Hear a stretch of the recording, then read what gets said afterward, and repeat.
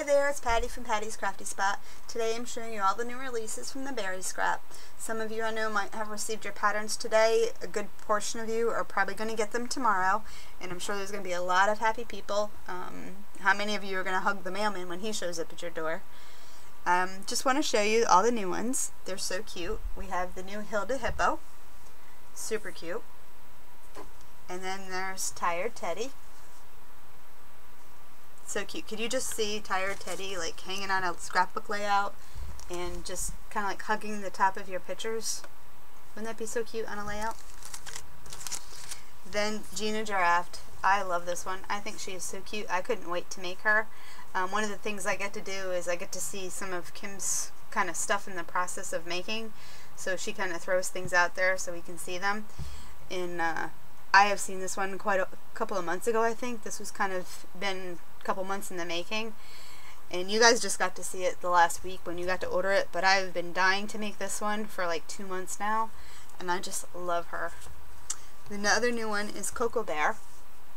And Cocoa Bear is a new bear.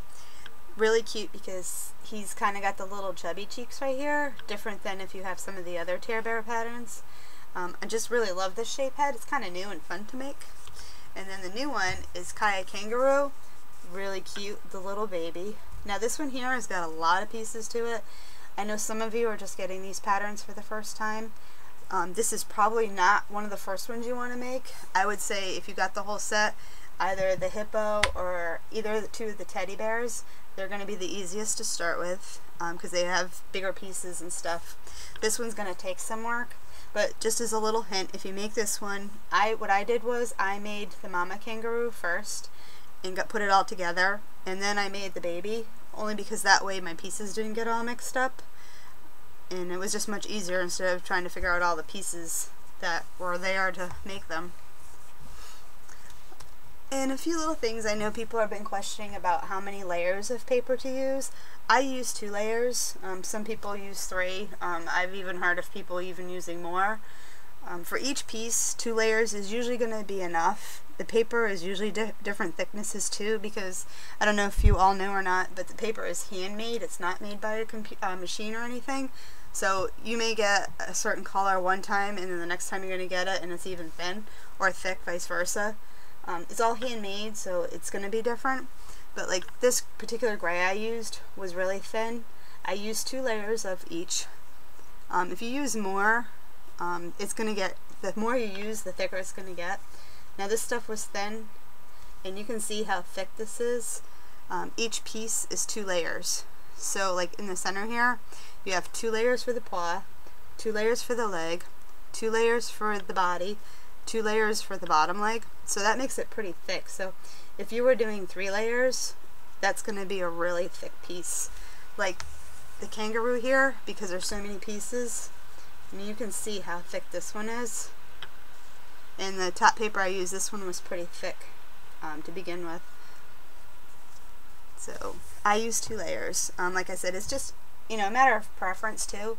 I would at least do 2 layers on them, because when you hand tear these are not like cutting an SVG or something, because when you hand tear them, you may pull out, like if you're tearing the head, you may get a piece that pulls out too much here. So just doing the 2 layers is going to try to help even it out a little bit for you.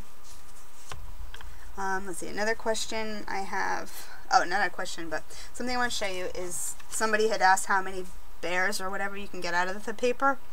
Usually you can get 2 out of a sheet. If you put your patterns close enough. And another hint you can do is like this particular leg right here is from the original bear. And what you can do to save space is put it on here, and then when you go to the next piece, line up the edge of your acrylic to your score line here, and then just score around like this and then move it over. So I think you can pretty much see on here the score line, so they're all attached. So when you wet your paper and you're peeling it, you'll still get the fuzziness because it just separates. So that's one way to save some paper, is to put them together like that if you can. Or what you can do, like on the hippo, because the leg is not quite so square on both ends. What you could do on this one is say this doesn't have the marks on it. Put the leg this way, and because on the hippo, it's kind of rounded here. I don't know how well you can see it. But it's rounded on the top, but then straight down here on this side, and then this has got a little curve down here. If you put this on, scroll it around, and then flip it over like this, and put it on your score line, and do it, you know, this way on it, you'll still have the two flat edges together, and then you can just double them up that way, and that'll save some paper too.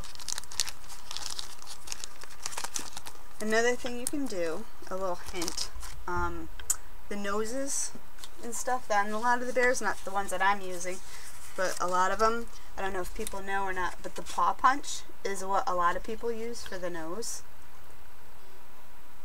And all that is just punch it out in your paw, and there's the nose. That a lot of them use that nose, and that's all it is the paw punch. So if people don't have SVGs to cut noses and stuff, that's another little hint. For the hippo, for the little ovals there, it's just the oval punch I use. It's from Fiskars, and it's the green handled oval punch. Now, if you have any questions, make sure you ask us on the Beary Scrap Facebook wall. There's 3 of us there. Kim and then me and Pat are also now admins there. We've both been making bears for a long time, so we're more than happy to answer your questions. So usually it won't take too long before one of us is, you know, around to answer your questions. And just have fun. Remember, take your time. They do take a while to learn, so don't get frustrated if you can't get them right away. It took me a long time to get them down to where I've been making them, but I've also been making them for a couple of years. So just have fun, and if you have any questions, we'll be sure to help you. Alright, thank you.